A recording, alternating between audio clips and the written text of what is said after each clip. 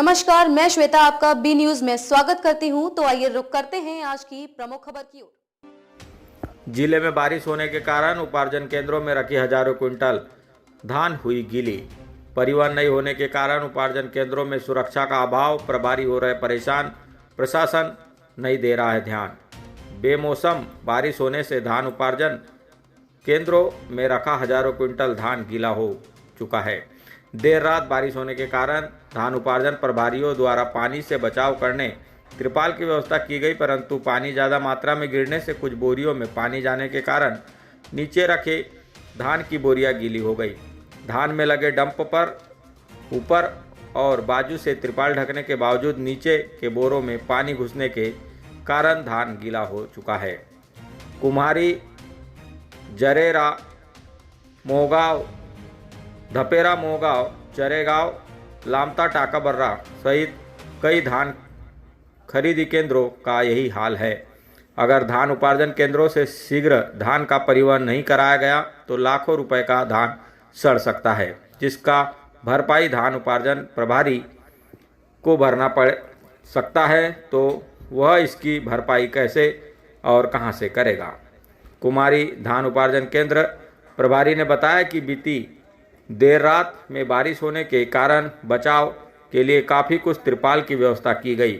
हमारे द्वारा समस्त खरीदी की गई खरीदी धान का डंप लगवाया गया था, जिसे त्रिपाल से ढक दिया गया, परंतु डंप के नीचे की बोरियों में खुले रखी बोरियों में पानी जाने से नीचे की बोरियां गीली हो गई। अगर धान का परिवहन समय पे हो जाता तो धान इतनी मात्रा में गीली नहीं होती, और अभी भी धान का परिवहन तेजी से नहीं किया जा रहा है तो बहुत नुकसान झेलना पड़ सकता है। वहीं धपेरा मोहगांव का भी यही हाल है। मैं चमन विसानी, सेवा सहकारी समिति जरहेरा, उपकेंद्र कुम्हारी, गोदाम खरीदी प्रभारी।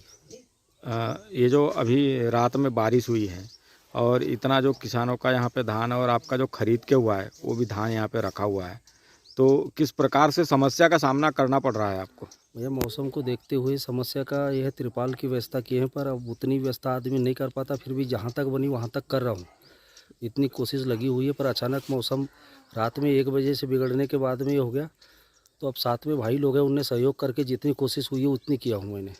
कहीं ना कहीं इसमें परिवहन की लापरवाही मानते हैं? प्रशासन की ये है कि जो माल हमारा परिवहन नहीं हुआ है वो 20,000 कुंटल माल है, तो और ये परिवहन न होने के कारण ही इतनी दुविधा का सामना करना पड़ रहा है। समय पे परिवहन होता तो इतना माल अभी तक नहीं पड़ता। 20,900 कुछ कुंटल माल पड़ा है मेरे पास में। और अभी खरीदी बाकी है? खरीदी मेरे पास अभी 4 किसान की बाकी है बस।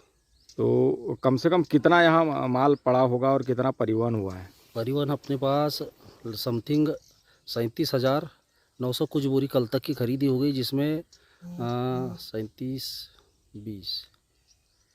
27,000 करीब परिवहन हुआ और 20,000 कुंटल करीब अभी केंद्र पे परिवहन होने का पड़ा है। तो परिवहन किस कारण नहीं हो पा रहा है? रोज की कितनी गाड़ियाँ आपको दी जा रही है? रोज की मात्र 1 से 2 गाड़ी मिल रही है सर। क्या मांग करते हैं आप? मांग कम से कम 4-5 गाड़ी एक दिन में लगे तो कुछ राहत मिल पाएगी। मैं हुकुमचंद बसेने, सोसाइटी मैनेजर, सेवा सहकारी समिति, मोहगांव धपेरा। सर, जो ये खरीदी अभी चालू है धान खरीदी, और इसमें जो कल बारिश हुई है तो और जो केंद्र में धान इतना फैला हुआ है खरीद के जो हुआ है, और पानी में जो समस्या आ रही है, क्या समस्या आ रही है सर, इस पर क्या कहेंगे आप? समस्या इस बात का है कि अभी खरीदी का अंतिम पड़ाव चल रहा था। 2-3 दिन सोमवार से मतलब कि 204 कृषक हमारे पास में धान बिक्री हेतु शेष थे।